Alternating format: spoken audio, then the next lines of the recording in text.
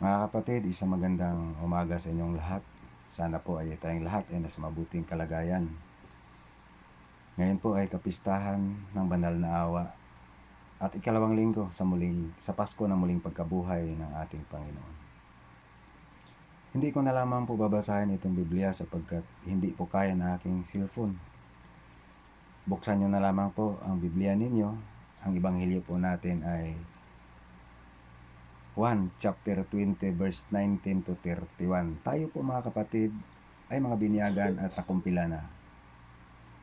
Dahil po doon, tayo po ay naging mga anak na inampo ng Diyos, may kaugnayan sa simbahan at kabahagi sa lahat ng mga layunin ng ating Panginoon. Tama po. Ngayon po sa unang bahagi po ng ating Ebanghelyo ay nagkatipon ang mga alagad ni Jesus sa isang bahay.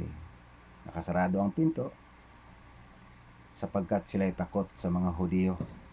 Dumating ang ating Panginoong Hesus, tumayo sa kanilang kalagitnaan at ang wika, sumainyo ang kapayapaan. Ipinakita ng ating Panginoon ang kanyang butas sa kamay at butas sa tagiliran doon sa kanyang mga alagad.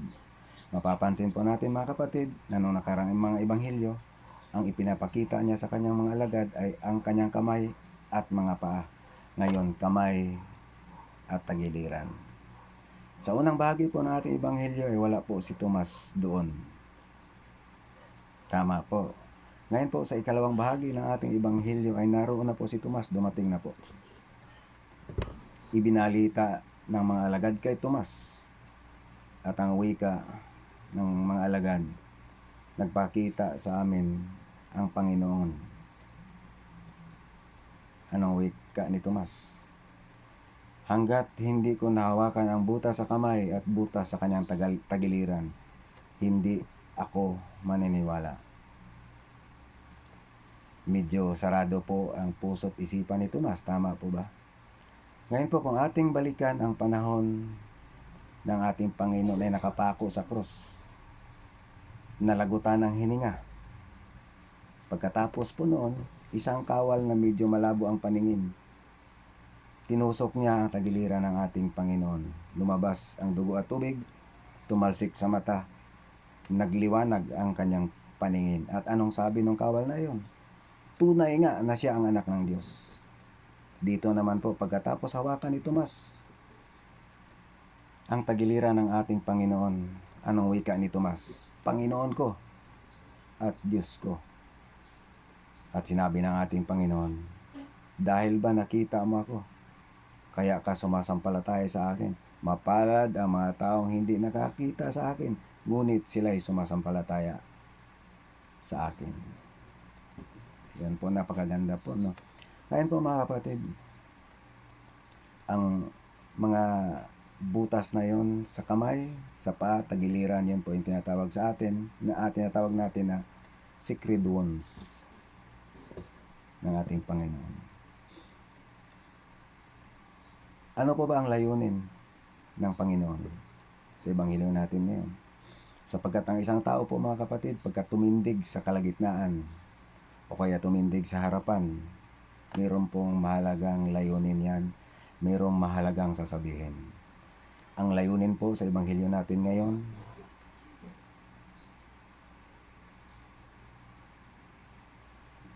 ay kung ano ang misyon ng ating Panginoon ay maging misyon ng kanyang tagasunod.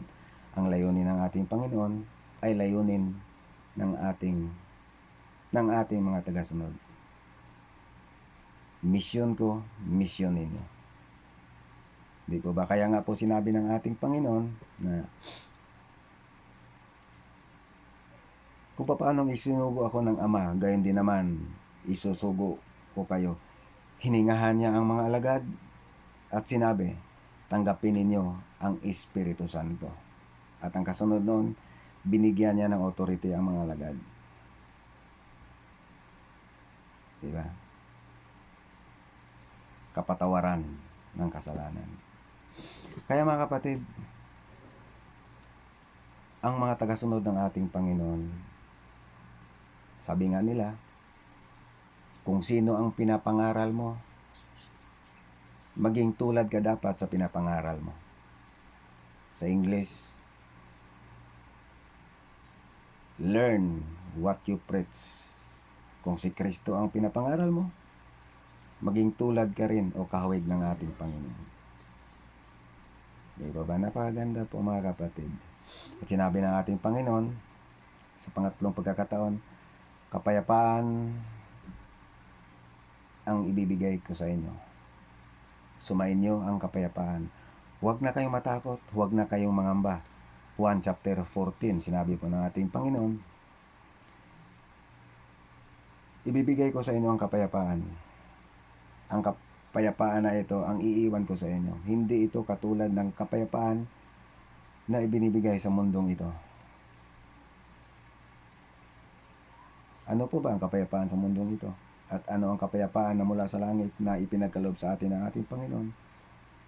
Ang kapayapaan po na binibigay sa atin ng ating Panginoon ay tunay. Ang kapayapaan po sa mundong ito ay hindi tunay o kunyari lamang. Bakit? Ito po sampol. Mag-asawa hindi magkasundo. Mag-asawa magkagalit. Upang sila magkaroon ng kapayapaan, magkapirmahan sa papel. Tama po. Maaring hindi na po sila magkasigawan. Ngunit yung kalooban ay wala pa rin kapayapaan. Tama po. Ngunit mga kapatid, kung ang gawin nating pundasyon sa ating buhay, ang tunay na kapayapaan ng ating Panginoon ay pinagkaloob niya sa atin, saan man tayo naroon mga kapatid, may kapayapaan tayo. Ilagay po natin sa ating kalagitnaan ang ating Panginoong Diyos. Kung tayo po ay nasa opisina, dapat po ang ating Panginoon ay nasa ating kalagitnaan. Kung tayo ay nasa bus, sumasakay tayo ng bus, ilagay natin ang ating Panginoon sa kalagitnaan. Lalong higit po mga kapatid, sa ating pamilya. Ilagay po natin